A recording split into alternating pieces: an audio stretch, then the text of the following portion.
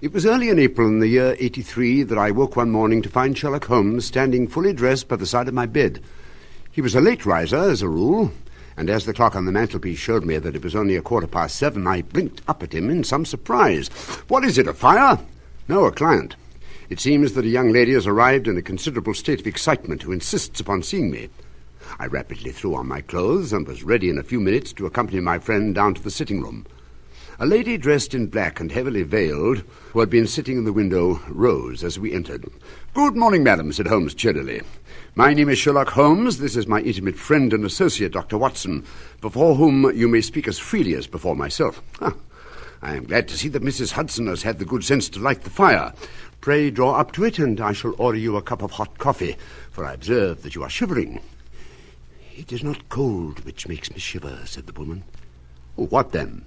"It is fear, Mr. Holmes. It is terror." She raised her veil as she spoke, and we could see that she was indeed in a pitiable state of agitation. Her features and figure were those of a woman of 30, but her hair was shot with premature grey, and her expression was weary and haggard. "You must not fear," said he, bending forward and patting her forearm. "We shall soon set matters right, I have no doubt. You have come in by train this morning, I see. You know me, then?" "No, but I observed the second half of a return ticket inside the palm of your left glove. You must have started early, and yet you had a good drive in a dog-cart along heavy roads before you reached the station." The lady stared in bewilderment at my companion. "There is no mystery, my dear madam," said he, smiling. "The left arm of your jacket is spattered with mud in no less than 7 places. The marks are perfectly fresh. There is no vehicle save a dog-cart which throws up mud in that way, and then only when you sit on the left-hand side of the driver." "Whatever your reasons may be, you are perfectly correct," said she. "Oh, sir, do you not think that you could help me?" "I am all attention, madam." "My name is Helen Stoner, and I live with my stepfather, who is the last survivor of one of the oldest Saxon families in England, the Roylotts of Stoke Moran, on the western border of Surrey." Holmes nodded his head. "The name is familiar to me," said he. "When Dr. Roylott was in India, he married my mother, Mrs. Stoner, the young widow of Major General Stoner of the Bengal Artillery. My sister Julia and I were twins, and we were only 2 years old at the time of my mother's remarriage. She had a considerable sum of money, not less than £1,000 a year, and this she bequeathed to Dr. Roylott entirely while we resided with him, with a provision that a certain annual sum should be allowed to each of us in the event of our marriage. Shortly after our return to England, my mother died. She was killed 8 years ago in a railway accident near Crewe. Dr. Roylott then abandoned his attempts to establish himself in practice in London and took us to live with him in the old ancestral house at Stoke Moran. The money which my mother had left was enough for all our wants, and there seemed to be no obstacle to our happiness. But a terrible change came over my stepfather about this time. Instead of making friends and exchanging visits with our neighbours, who had at first been overjoyed to see a Roylott of Stoke Moran back in the old family seat, he shut himself up in his house and seldom came out, save to indulge in ferocious quarrels with whomever might cross his path. He had no friends at all, save the wandering gypsies, and he would give these vagabonds leave to encamp upon the few acres of bramble-covered land which represent the family estate. He has a passion also for Indian animals, which are sent over to him by a correspondent, and he has at this very moment a cheetah and a baboon which wander freely over his grounds and are feared by the villagers almost as much as their master. You can imagine from what I say that my poor sister Julia and I had no great pleasure in our lives. She was but 30 at the time of her death, and her hair had already begun to whiten, even as mine has." "Your sister is dead, then?" "Yes, it is of her death that I wish to speak to you in part. At Christmas 2 years ago, my sister met a half-pay major of Marines to whom she became engaged. My stepfather learned of it and offered no objection to the marriage, but within a fortnight of the day which had been fixed for the wedding, the terrible event occurred which has deprived me of my only companion." Sherlock Holmes had been leaning back in his chair with his eyes closed and his head sunk in a cushion, but he half opened his lids now and glanced across at his visitor. "Pray be precise as to details," said he. "The manor house is very old, and only one wing is now inhabited. The first bedroom is Dr. Roylett's, the second my sister's, and the third my own. On the fatal night, Dr. Roylett had gone to his room early, though we knew that he had not retired to rest, for my sister was troubled by the smell of the strong Indian cigars which it was his custom to smoke. She left her room, therefore, and came into mine, where she sat for some time, chatting about her approaching wedding. At 11 o'clock she rose to leave me, but she paused at the door and looked back. "Tell me, Helen," said she, "have you ever heard anyone whistle in the dead of the night?" "Never," said I. "I suppose that you could not possibly whistle yourself in your sleep?" "Oh, certainly not, but why?" "Because during the last few nights I have always, about 3 o'clock in the morning, heard a low, clear whistle. I'm a light sleeper, and it has awakened me. I cannot tell where it came from, perhaps from the next room, perhaps from the lawn. I thought that I would just ask you whether you had heard it." "No, I have not." "It must be those wretched gypsies in the plantation." "Very likely. Well, it is of no great consequence at any rate." She smiled back at me, closed my door, and a few moments later I heard her key turn in the lock. "Indeed," said Holmes. "Was it your custom always to lock yourself in at night?" "Always." "And why?" "I think that I mentioned to you that the doctor kept a cheetah and a baboon." "Oh, quite so. Pray proceed with your statement." "I could not sleep that night. A vague feeling of impending misfortune impressed me. It was a wild night. The wind was howling outside, and the rain was beating and splashing against the windows. Suddenly, amid all the hubbub of the gale, there burst forth the wild scream of a terrified woman. I knew that it was my sister's voice. I sprang from my bed, wrapped a shawl round me, and rushed into the corridor. As I ran down the passage, my sister's door was unlocked and revolved slowly upon its hinges. I stared at it, horror-stricken, not knowing what was about to issue from it. By the light of the corridor lamp, I saw my sister appear at the opening. I ran to her and threw my arms about her. But at that moment her knees seemed to give way, and she fell to the ground. She writhed as one who is in terrible pain, and her limbs were dreadfully convulsed. As I bent over her, she suddenly shrieked out in a voice which I shall never forget, "Oh, my God, Helen! It was the band, the Speckled band!" I rushed out, calling loudly for my stepfather, and I met him hastening from his room in his dressing gown. When he reached my sister's side, she was unconscious, and though he poured brandy down her throat and sent for medical aid from the village, all efforts were in vain, for she slowly sank and died without having recovered her consciousness. "And what conclusions did the coroner come to?" "He investigated the case with great care, for Dr. Rollett's conduct had long been notorious in the county, but he was unable to find any satisfactory cause of death. There were no marks of any violence upon her." "How about poison?" "The doctors examined her for it, but without success." "Were there gypsies in the plantation at the time?" "Yes, there are nearly always some there." "Ah. And what did you gather from this allusion to a band, a speckled band?" "Sometimes I've thought that it was merely the wild talk of delirium, sometimes that it may have referred to some band of people, perhaps to those very gypsies in the plantation. The spotted handkerchiefs which so many of them wear might have suggested the strange adjective which she used." Holmes shook his head like a man who is far from satisfied. "These are very deep waters," said he. "Pray go on with your narrative." 2 years have passed since then, and my life has been until lately lonelier than ever. A month ago, however, a dear friend whom I have known for many years has done me the honour to ask my hand in marriage. My stepfather has offered no opposition to the match, and we are to be married in the course of the spring. 2 days ago, some repairs were started in the west wing of the building, so that I have had to move into the chamber in which my sister died, and to sleep in the very bed in which she slept. Imagine, then, my thrill of terror when last night, as I lay awake thinking over her terrible fate, I suddenly heard in the silence of the night the low whistle which had been the herald of her own death. I sprang up and lit the lamp, but nothing was to be seen in the room. I was too shaken to go to bed again, however, so I dressed, and as soon as it was daylight I slipped down, got a dog cart at the Crown Inn, which is opposite, and drove to Leatherhead, from whence I have come on this morning, with the one object of seeing you and asking your advice." "You have done wisely," said my friend. "But have you told me all?" "Yes, all." "Miss Roylett, you have not You are screening your stepfather. What do you mean? For answer, Holmes pushed back the frill of black lace which fringed the hand that lay upon our visitor's knee. 5 little livid spots, the marks of 4 fingers and a thumb, were printed upon the white wrist. "You have been cruelly used," said Holmes. The lady coloured deeply and covered over her injured wrist.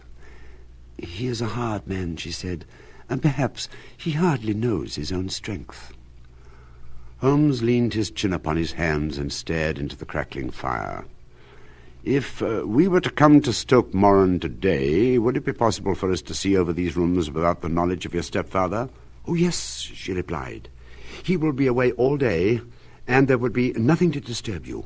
I shall return by the 12 o'clock train, so as to be there in time for your coming." She dropped her thick black veil over her face and glided from the room. "And what do you think of it all, Watson?" asked Sherlock Holmes, leaning back in his chair. "I cannot think. When you combine the ideas of whistles at night, the presence of a band of gypsies who are on intimate terms with this old doctor—" "But what then? I mean, what did the gypsies do?" "I cannot imagine. It is precisely for that reason that we are going to Stoke Moran this day. I want to see about—" "But what in the name of the devil?" The ejaculation had been drawn from my companion by the fact that our door had been suddenly dashed open and that a huge man had framed himself in the aperture. So tall was he that his hat actually brushed the crossbar of the doorway, and his breadth seemed to span it across from side to side. A large face, seared with 1,000 wrinkles, burned yellow with the sun and marked with every evil passion, was turned from one to the other of us, while his deep-set, bile-shot eyes and his high, thin, fleshless nose gave him somewhat the resemblance to a fierce old bird of prey. "Which of you is Holmes?" asked this apparition. "My name, sir. But you have the advantage of me," said my companion quietly. "I am Dr. Grimsby Roylott of Stoke Moran." "Indeed, doctor," said Holmes. "Pray take a seat." "I will do nothing of the kind. My stepdaughter has been here. I have traced her. What has she been saying to you?" "It is a little cold for the time of the year," said Holmes. "What has she been saying to you?" "I know you, you scoundrel. I have heard of you before. You are Holmes the meddler." My friend smiled. "Holmes the busybody." Holmes' smile broadened. "Holmes the Scotland Yard jack-in-office." Holmes chuckled heartily. "Your conversation is most entertaining," said he. "When you go out, close the door, for there is a decided draught." "I will go when I have had my say. Don't you dare meddle in my affairs. I know that Miss Toner has been here. I traced her. I'm a dangerous man to fall foul of." He stepped swiftly forward, seized the poker, and bent it into a curve with his huge brown hands. "See that you keep yourself out of my grip," he snarled. And hurling the twisted poker into the fireplace, he strode out of the room. "He seems a very amiable person," said Holmes, laughing, and picking up the poker. With a sudden effort, he straightened it out again. "Fancy his having the insolence to confound me with the official detective force. But, Watson, I should be very much obliged if you would slip your revolver into your pocket. An Ely's number 2 is an excellent argument with gentlemen who can twist pokers into knots. That and a toothbrush are, I think, all that we need." At Waterloo we were fortunate in catching a train for Leatherhead, where we hired a trap at the station inn and drove for 4 or 5 miles through the lovely Surrey lanes. Upon our arrival, our client of the morning hurried forward to meet us with a face which spoke her joy.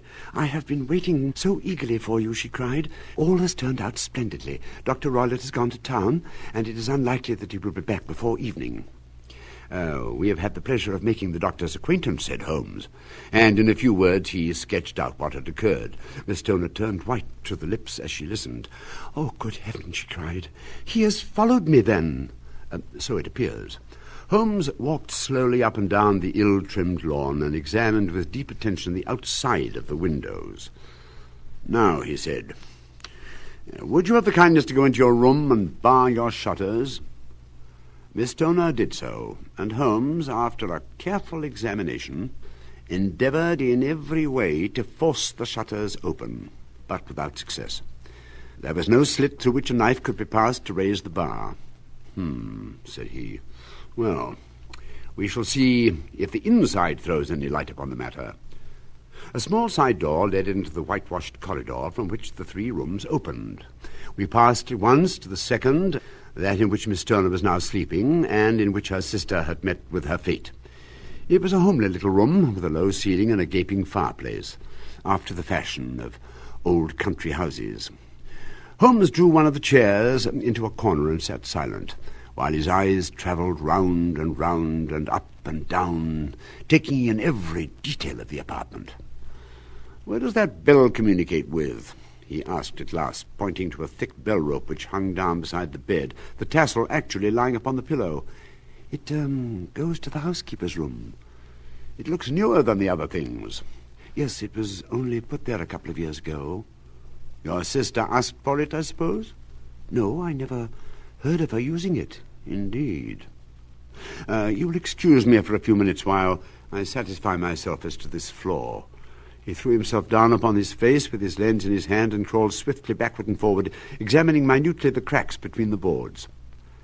Finally he walked over to the bed and spent some time in staring at it and in running his eye up and down the wall. Then he took the bell rope in his hand and gave it a brisk tug. "Why, it's a dummy," said he. "Won't it ring?" "No, not even attached to a wire." "This is very interesting. You can see now that it is fastened to a hook just above where the little opening of the ventilator is." "Oh, how very absurd. I never noticed that before." "Very strange," muttered Holmes, pulling at the rope. "There are 1 or 2 very singular points about this room. For example, well, a fool a builder must be to open a ventilator into another room when, with the same trouble, he might have communicated with the outside air." "Oh, that is also quite modern," said the lady. "Done about the same time as the bell rope?" remarked Holmes. "Yes, there were several little changes carried out about that time." "With your permission, Miss Stoner, we shall now carry our researches into the inner apartment." Dr. Grimsby Roylett's chamber was larger than that of his stepdaughter, but was as plainly furnished. A camp bed, a plain wooden chair against the wall, and a large iron safe were the principal things which met the eye. Holmes walked slowly round and examined each and all of them with the keenest interest. "What is here?" he asked, tapping the safe. "Oh, my stepfather's business papers." "Oh. You've seen inside them?" "Only once, some years ago." "There isn't a cat in it, for example?" "No. No, what a strange idea." "Well, look at this." He took up a small saucer of milk which stood on the top of it. "No, we don't keep a cat, but there is a cheetah and a baboon." "Ah, yes, of course. Well, a cheetah is just a big cat, and yet—" He squatted down in front of the wooden chair and examined the seat of it with the greatest attention. "Thank you. That is quite settled," said he, rising and putting his lens in his pocket. "Hello, here's something interesting." The object which had caught his eye was a small dog lash, hung on one corner of the bed. The lash, however, was curled upon itself and tied so as to make a loop of whipcord. "What do you make of that, Watson?" "It's a common enough lash, but I don't know why it should be tied." "That is not quite so common, is it?" Ah, me. I'd never seen my friend's face so grim or his brow so dark as it was when we turned from the scene of this investigation. We walked several times up and down the lawn, neither Miss Stoner nor myself liking to break in upon his thoughts. "It is very essential, Miss Stoner," said he, "that you should absolutely follow my advice in every respect. I assure you that I am in your hands. In the first place, both my friend and I must spend the night in your room." Both Miss Stoner and I gazed at him in astonishment. "Yes, it must be so. You must confine yourself to your room on pretence of a headache when your stepfather comes back. Then, when you hear him retire for the night, you must open the shutters of your window, undo the hasp, put your lamp there as a signal to us, and then withdraw quietly into the room which you used to occupy. The rest you will leave in our hands." "Oh, for pity's sake, tell me what was the cause of my sister's death?" "I should prefer to have clearer proof before I speak. Sherlock Holmes and I had no difficulty in engaging a bedroom and a sitting-room at the Crown Inn. They were on the upper floor, and from our window we could command a view of Stoke Moran. At dusk we saw Dr. Grimsby Roylett drive past, his huge form looming up beside the little figure of the lad who drove him. The boy had some slight difficulty in undoing the heavy iron gates, and we heard the hoarse roar of the doctor's voice and saw the fury with which he shook his fists at him. "You know, Watson," said Holmes, as we sat together in the gathering darkness, "I've really some scruples as to taking you tonight. There is a distinct element of danger. Can I be of assistance? Your presence might be invaluable. Then I shall certainly come. It's very kind of you." 2 hours passed slowly away, and then, suddenly, just at the stroke of 11, a single bright light shone right out in front of us. "That is our signal," said Holmes, springing to his feet. "It comes from the middle window." Making our way among the trees, we reached the lawn, crossed it, and were about to enter through the window when, out from a clump of laurel bushes, there darted what seemed to be a hideous and distorted child who threw itself upon the grass with writhing limbs and then ran swiftly across the lawn into the darkness. "My God," I whispered, "did you see that?" Holmes was for a moment as startled as I. Then he broke into a low laugh and put his lips to my ear. "It is a nice household," he murmured. "That is the baboon." I had forgotten the strange pets which the doctor affected. There was a cheetah, too. Perhaps we might find it upon our shoulders at any moment. I confess that I felt easier in my mind when, after following Holmes' example and slipping off my shoes, I found myself inside the bedroom. My companion noiselessly closed the shutters, moved the lamp onto the table, and cast his eyes round the room. Then, creeping up to me and making a trumpet of his hand, he whispered into my ear again so gently that it was all I could do to distinguish the words. "The least sound would be fatal to our plans." I nodded to show that I'd heard. "We must sit without light. He would see it through the ventilator." I nodded again. "Do not go asleep. Your very life may depend upon it. Have your pistol ready in case we should need it. I will sit on the side of the bed, and you in that chair." I took out my revolver and laid it on the corner of the table. Holmes had brought up a long, thin cane, and this he placed upon the bed beside him. Then he turned down the lamp, and we were left in darkness.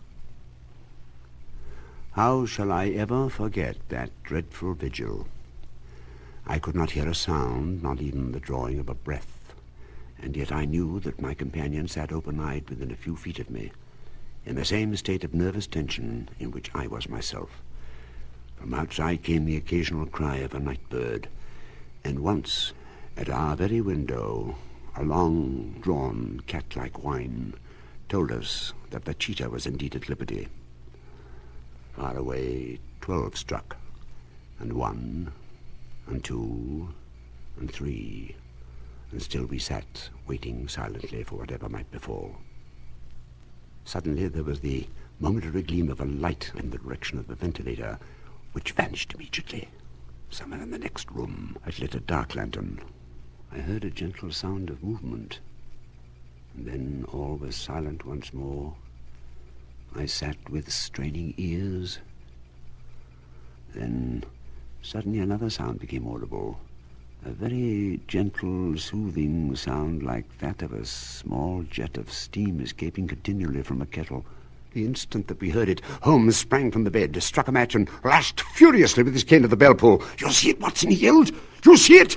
But I saw nothing. At the moment when Holmes struck the light, I heard a low, clear whistle, but the sudden glare flashing into my weary eyes made it impossible for me to tell what it was at which my friend lashed so savagely. I could only see that his face was deadly pale and filled with horror and loathing. He had ceased to strike and was gazing up at the ventilator when suddenly there broke from the silence of the night the most horrible cry to which I have ever listened. It swelled up louder and louder, a hoarse yell of pain and fear and anger, all mixed in one dreadful shriek. "What can it mean?" I gasped. "It means that all is over," Holmes answered. "Take your pistol and we will enter Dr. Roylotte's room." With a grave face he lit the lamp and led the way down the corridor. Twice he struck at the chamber door without any reply from within. Then he turned the handle and entered, I at his heels, with a cocked pistol in my hand. It was a singular sight which met our eyes. On the table stood a dark lantern with the shutter half open, throwing a brilliant beam of light upon the iron safe, the door of which was ajar. Beside this table, on the wooden chair, sat Dr. Grimsby Roylott, clad in a long grey dressing gown, his bare ankles protruding beneath. Across his lap lay the short stock with a long lash, which we had noticed during the day. His chin was cocked upward, and his eyes were fixed in a dreadful, rigid stare at the corner of the ceiling. Round his brow he had a peculiar yellow band with brownish speckles, which seemed to be bound tightly round his head. As we entered, he made neither sound nor motion. "The band! The speckled band!" whispered Holmes. I took a step forward. In an instant this strange headgear began to move, and there reared itself from among his hair the squat, diamond-shaped head and puffed neck of a loathsome serpent. "It's a swamp adder," cried Holmes, "the deadliest snake in India. He has died within 10 seconds of being bitten." As he spoke, he drew the dog-whip swiftly from the dead man's lap, and throwing the noose round the reptile's neck, he drew it from its horrid perch, and carrying it at arm's length, threw it into the iron safe, which he closed upon it. The little which I had yet to learn of the case was told me by Sherlock Holmes as we travelled back next day. My attention was speedily drawn, as I've already remarked to you, to this ventilator and to the bell rope which hung down to the bed. The idea of a snake instantly occurred to me, and when I coupled it with my knowledge that the doctor was furnished with a supply of creatures from India, I felt that I was probably on the right track. Then I thought of the whistle. Of course, he must recall the snake before the morning light revealed it to the victim. He had trained it probably by the use of the milk which we saw, to return to him when summoned. He would put it through this ventilator at the hour that he thought best, with the certainty that it would crawl down the rope and land on the bed. It might or might not bite the occupant. Perhaps she might escape every night for a week, but sooner or later she must fall a victim. An inspection of his chair showed me that he had been in the habit of standing on it, which of course would be necessary in order that he should reach the ventilator. Having once made up my mind, you know the steps which I took in order to put the matter to the proof. I am no doubt indirectly responsible for Dr. Grimsby Roylott's death, but I cannot say that it is likely to weigh very heavily upon my conscience.